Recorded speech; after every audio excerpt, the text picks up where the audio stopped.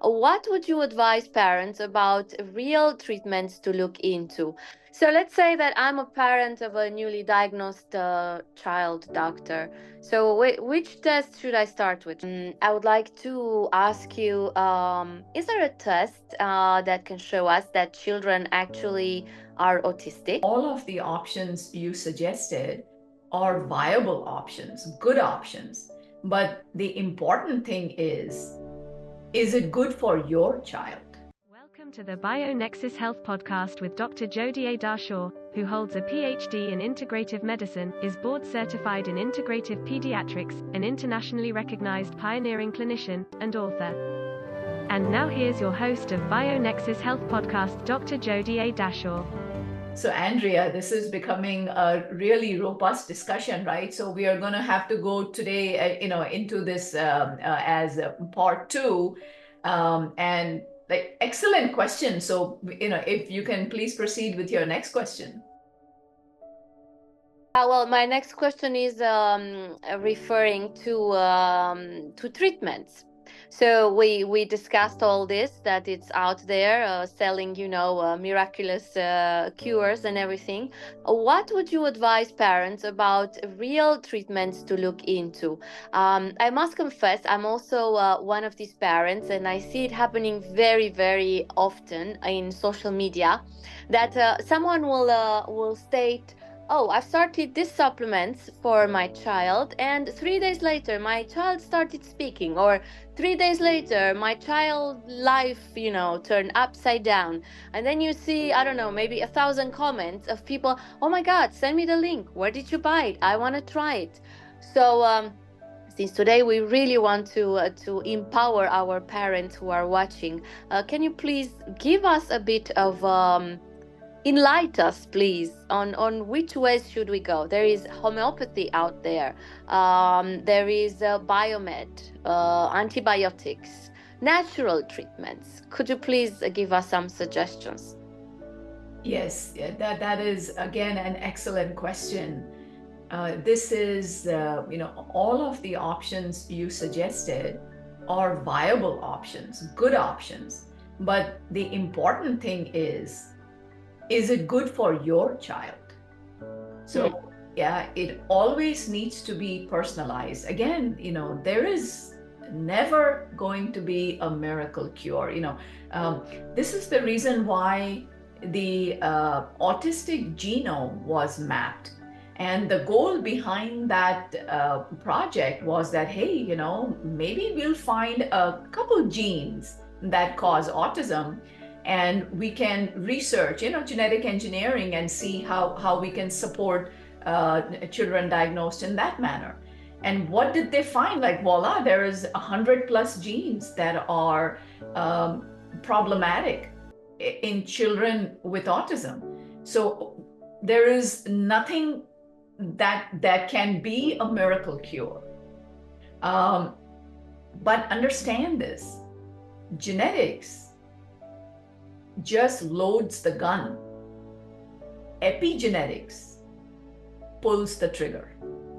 So the choices you make in your life for your child will pull the trigger. Don't go crazy. Oh my God, my child has this genetic condition, Fragile X, etc. Right? That's it. There's no hope. Of course there is hope. No. He has autism and all these genetic issues. That doesn't matter. But it runs in the family. That doesn't matter. It will, oh, we have MTHFR, we have CVS, we have methylation problems, we have CA. Okay, I get it. Take a breath. You need to proceed step by step. And it is important, again, to run the labs, see what is going on with your child. So it's important to come up with an individualized plan for your child. Run the labs, look at what's going on, and then, homeopathy is a good option. Honestly speaking, I haven't seen lasting results with homeopathy even at the hands of an extremely skilled practitioner. I have seen remission with homeopathy in the hands of a very skilled practitioner, many years, right? But I have not seen long-term fix with homeopathy, especially with the single remedies. It's just, it becomes difficult, even with homeopathic star codes and nosodes and tonifiers. I use them in my practice in conjunction with the herbals. And of course, I've tried all of these for my son as well. Bottom line is, herbal medicine is very powerful. And herbal medicine, when it is properly targeted, it can help overall.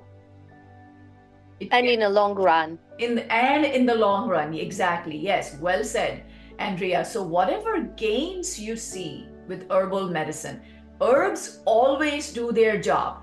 You see the labs before, you see the labs after. Boom, infections are eliminated, things. If you acquire new infections, go back to herbals, they will also be eliminated. Now, the thing is, elimination does not mean repair. So elimination does not mean that, all the symptoms will be gone just with elimination. No, many symptoms will be.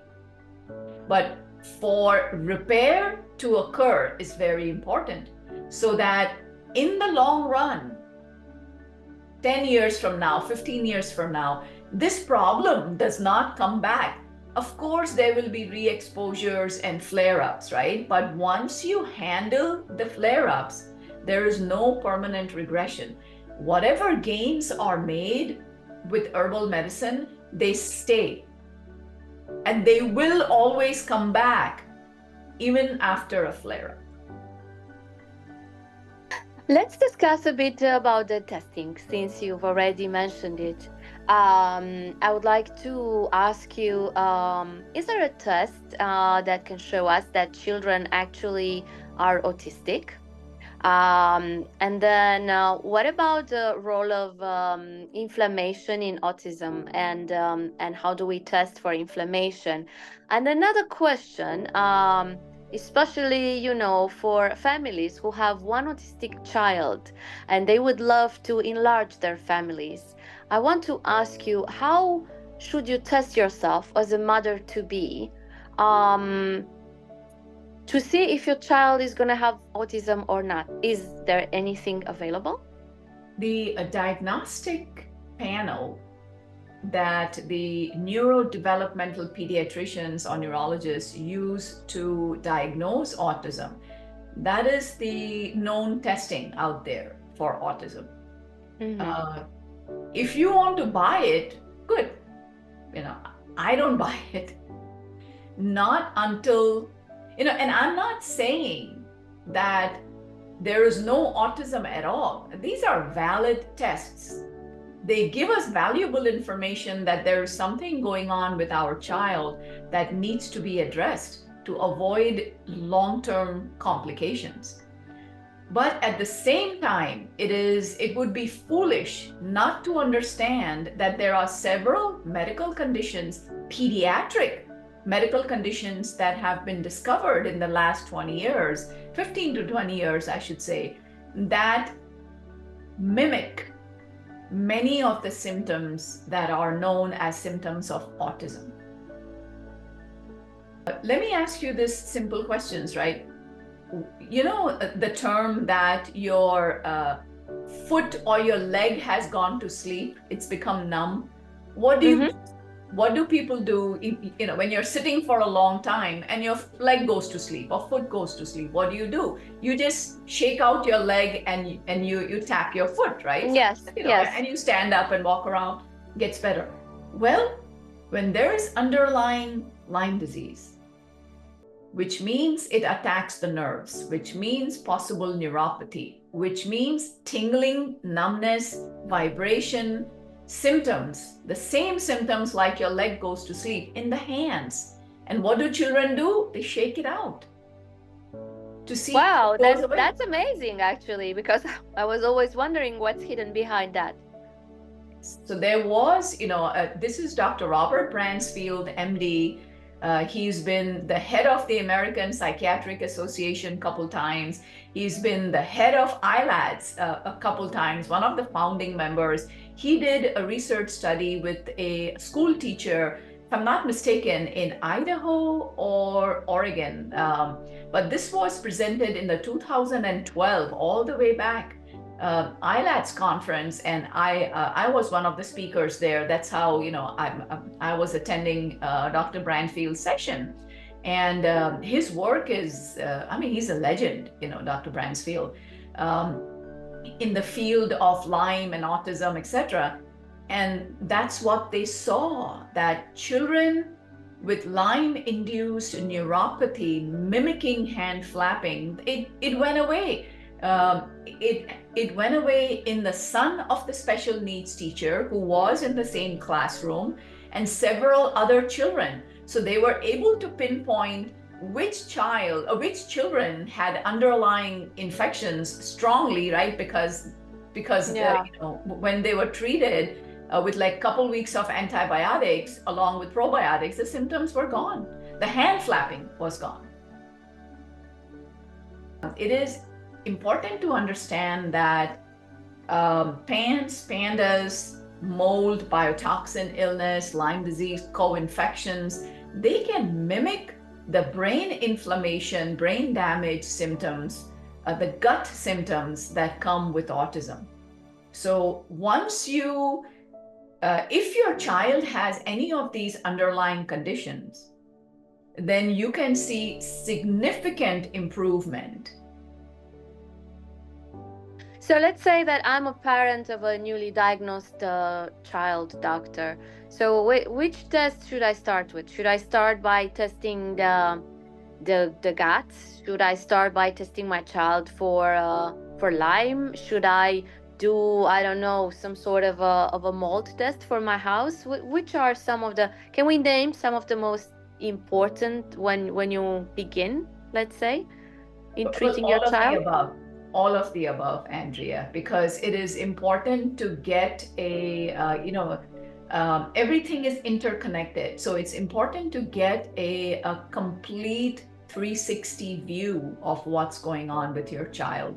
One simple example would be infection, like Lyme disease. And Yes. Nobody gets just borreliosis, right? There's always co-infections. So if you get an infection, that it's understandable you're the host. The child's body is the host for that infection. Now the host body is going to be depleted of nutrition. There's going to be, obviously, because the bacteria want to live.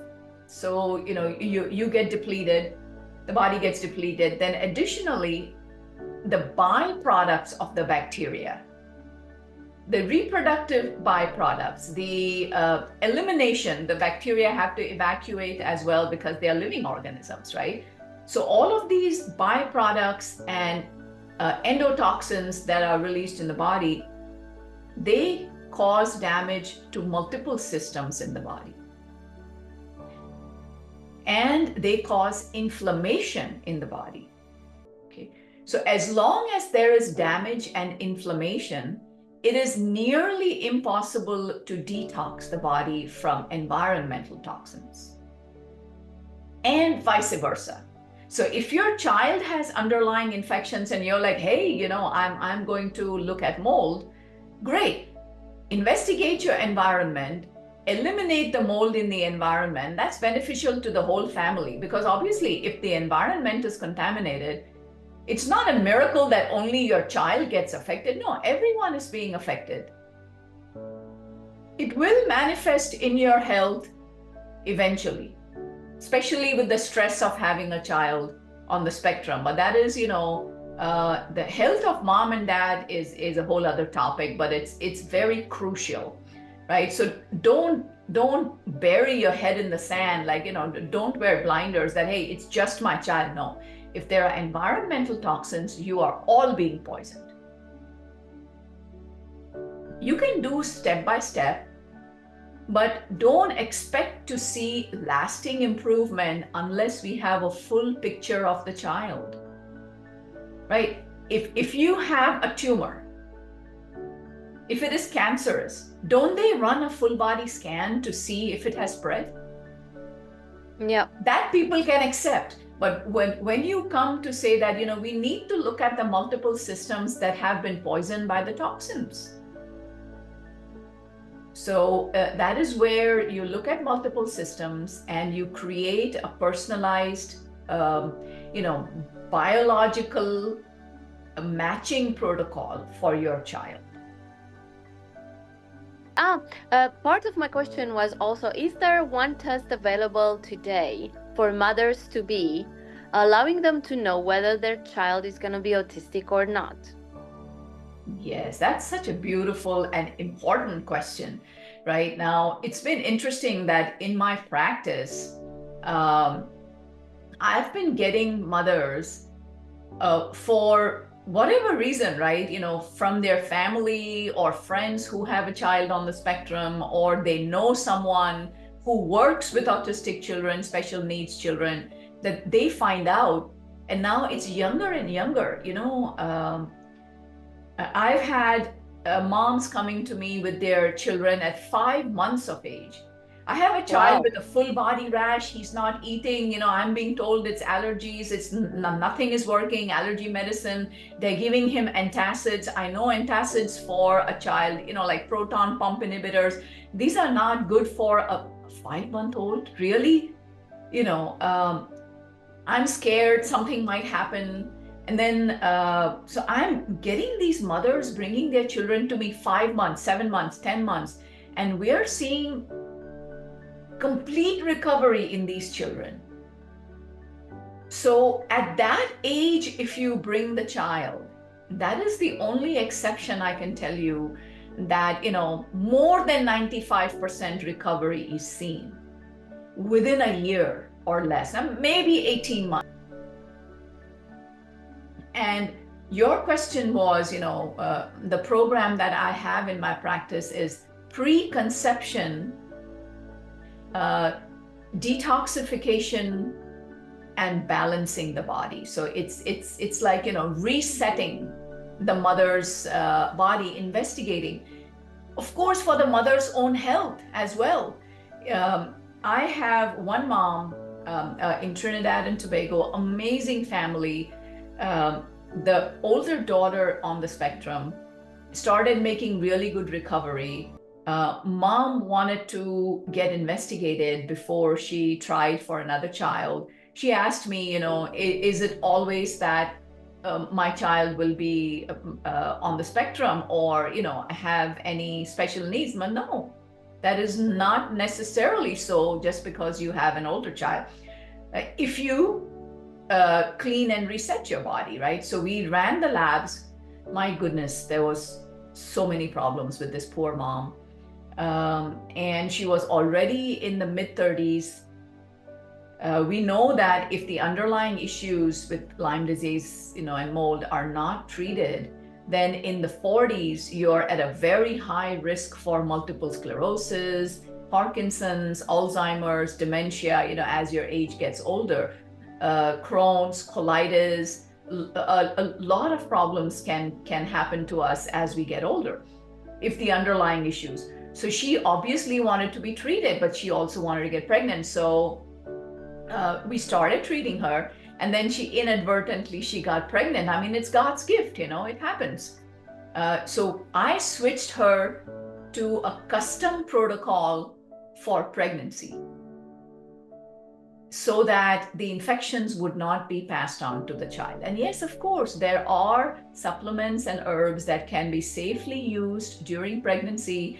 That is why you need a master herbalist who understands herbs properly. Thank you for joining Master Herbalist Dr. Jodi A. Dashore, Director of the BioNexus Health Clinic and BioNexus Herbals, on the BioNexus Health Podcast, where we explore and share information and stories about recovering and healing from chronic and environmental illnesses such as mold biotoxin illness, Lyme disease, autism spectrum disorder, fatigue, Crohn's and colitis, mast cell activation syndrome, PANS, and more.